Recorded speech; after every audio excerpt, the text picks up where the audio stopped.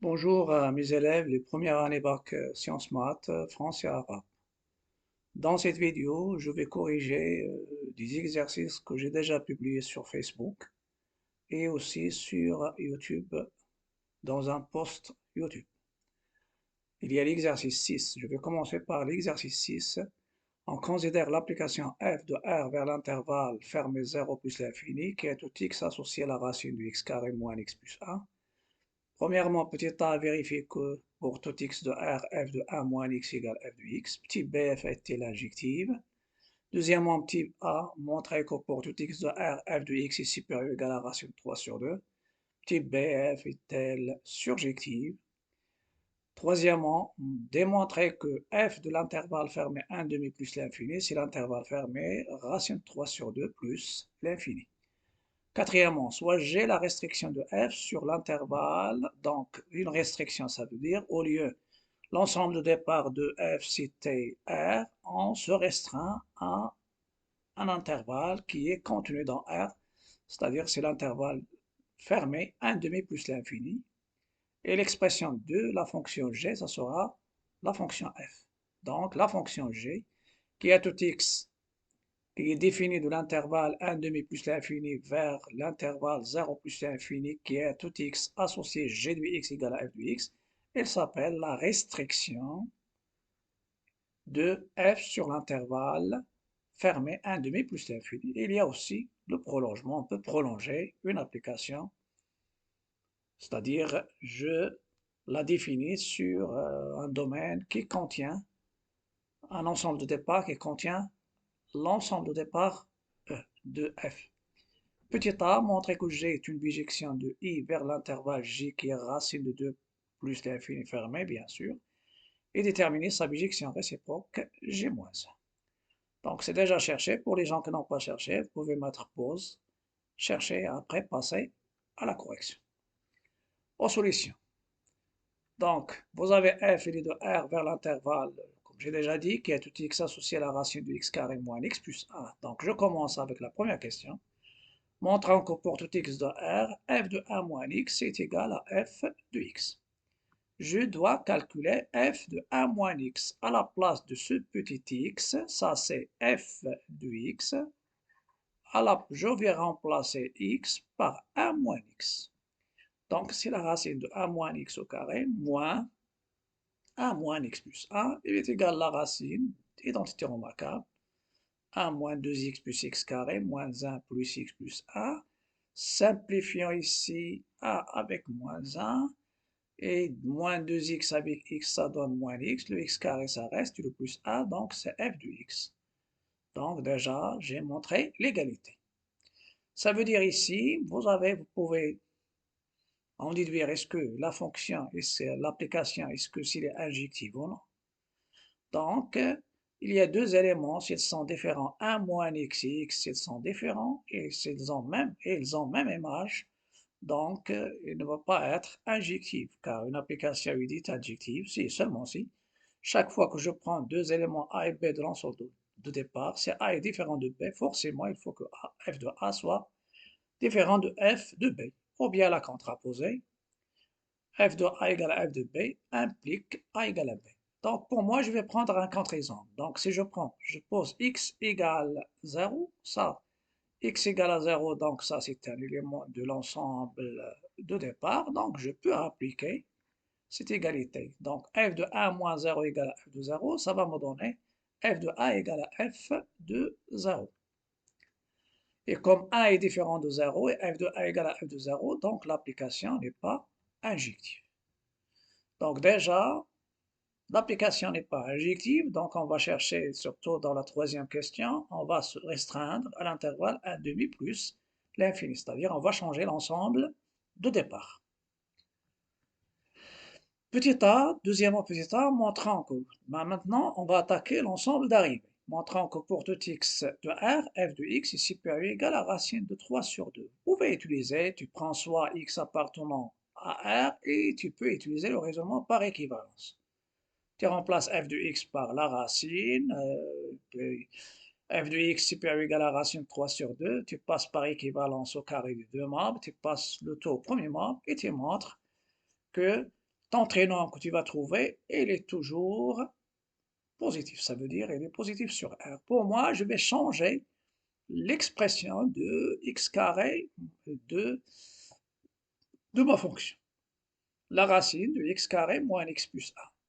Normalement ici, si vous avez x carré plus ou moins ax, ax, ça c'est le début d'une identité remarquable, donc je dois faire apparaître le x moins a sur 2. C'est comme si je fais ici, s'il y a le moins, ça sera le moins, s'il y a plus, c'est plus. A sur 2, c'est-à-dire la moitié, 2 fois A sur 2, donc c'est le double produit, avec plus c'est plus, avec moins c'est moins, et je dois retrancher. Si je développe, ça donne x carré. S'il y a plus, ça donne 2A fois sur 2, A sur 2 fois x, ça donne plus AX. S'il y a moins, ça reste moins. Mais ce qui s'ajoute, c'est le carré de A sur 2, donc je dois retrancher le carré de A sur 2. C'est ce que je vais faire ici. Donc, c'est la racine de x moins 1 demi au carré, moins 1 demi le tout au carré, plus 1. C'est-à-dire je dois faire apparaître la forme canonique. Donc, c'est la racine de x moins 1 au carré, plus 3 quarts. Et maintenant, je vais entrer à l'intérieur. Vous avez le x moins 1 demi au carré, il est positif, et je vais ajouter 3 quarts. Ça va donner ce qui est à l'intérieur, c'est supérieur ou égal à 3 quarts, et je passe à la racine. Ça donne la racine qui est f de x est supérieure ou égale à la racine de 3 sur 4, qui est racine de 3 sur 2. Et ça va me donner, quel que soit x appartenant à R, f de x est supérieur ou égal à la racine de 3 sur 2. Et cette expression, elle va m'aider à déterminer aussi la surjection, ou bien pour montrer que ma fonction, mon application G est bijective. Pour la déduction, vous avez quel que soit x appartenant à R, c'est ça, R moins l'infini jusqu'à plus l'infini. Les y qui peuvent être, les y qui peuvent être des f de x, ce sont les y de l'intervalle racine 3 sur 2 plus l'infini.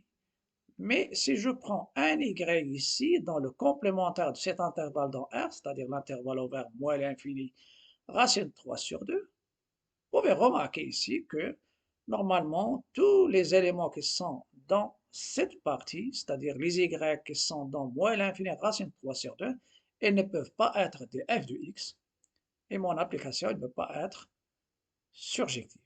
Seuls les y qui sont dans l'intervalle racine 3 sur 2 plus l'infini qui ont des antécédents, mais les y qui sont dans cette partie, ils n'ont pas d'antécédents. Donc, on doit continuer normalement. Donc, quel que soit x appartenant à R, on a quel que soit x appartenant à R, f de x supérieur ou égal à racine 3 sur 2. Ça veut dire quel que soit x appartenant à R, f de x appartient à l'intervalle, puisqu'il est supérieur ou égal, donc se transforme l'appartenance de l'intervalle fermé racine 3 sur 2 plus l'infini.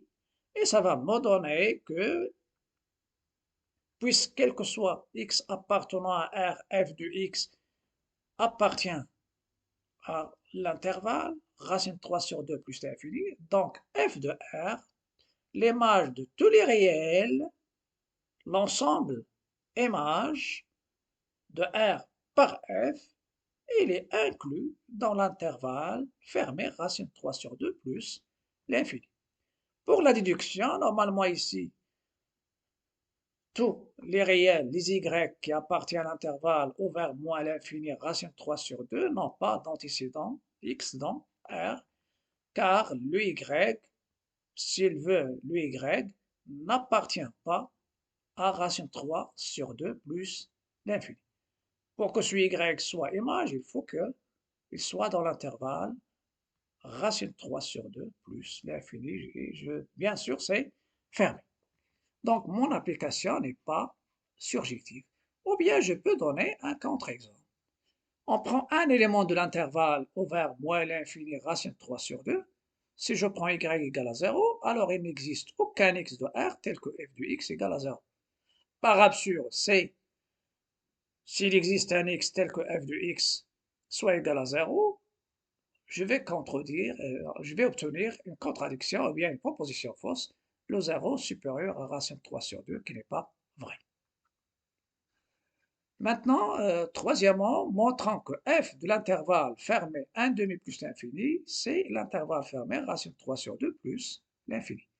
D'après ce qui précède, vous avez f de r est inclus dans racine de 3 sur 2 plus l'infini, et vous avez l'intervalle, donc ça c'est un cas particulier, et l'intervalle normalement 1 demi plus l'infini, elle est dans R. Puisqu'il est dans R, donc, je peux en déduire que son image par f est incluse dans l'intervalle racine de 2, racine de 3 sur 2 plus l'infini. Ça, c'est R.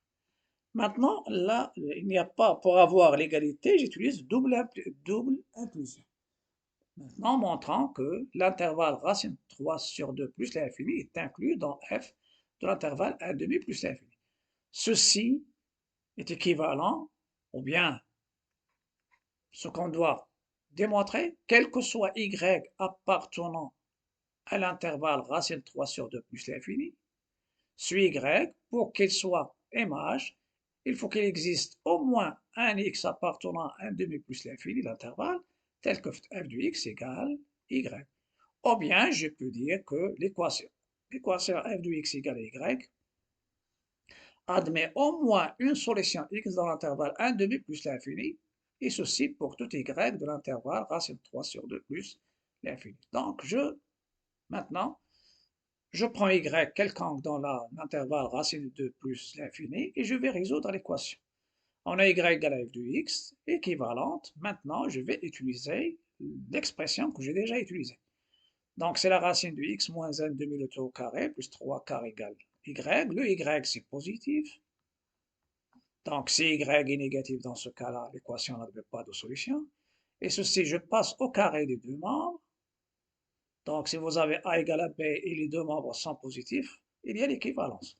Donc, ça donne x moins 1 demi au carré, plus 3 quarts, plus 3 quarts, égale y au carré. Je cherche x en fonction du y.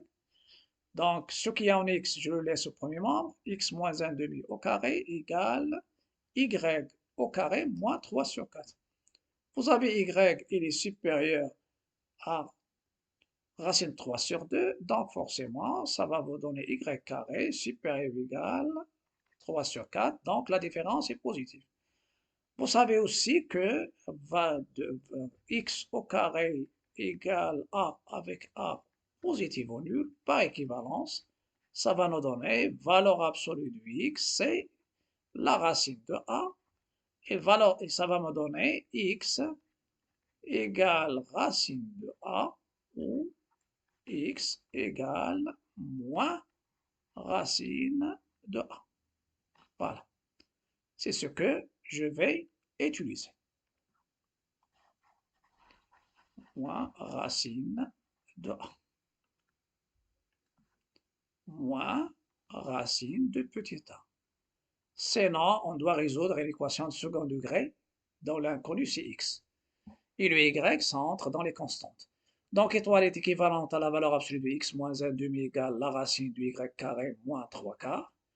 Donc, ça va me donner, en éliminant la valeur absolue, ça, ou bien, donc ça donne x moins 1 demi égale la racine du y carré moins 3 quarts, ou x moins 1 demi égale moins la racine du y carré moins 3 quarts. Ça va vous donner x égale 1 demi plus la racine du y carré moins 3 quarts, ou x égale 1 demi moins la racine. Vous savez ici que celui-là, normalement, ça c'est supérieur, tout ça c'est supérieur ou égal à 0. Donc cette racine, il est supérieur ou égal à 1 demi. Et celui-là, il est inférieur, celui-là, il est inférieur ou égal à 0.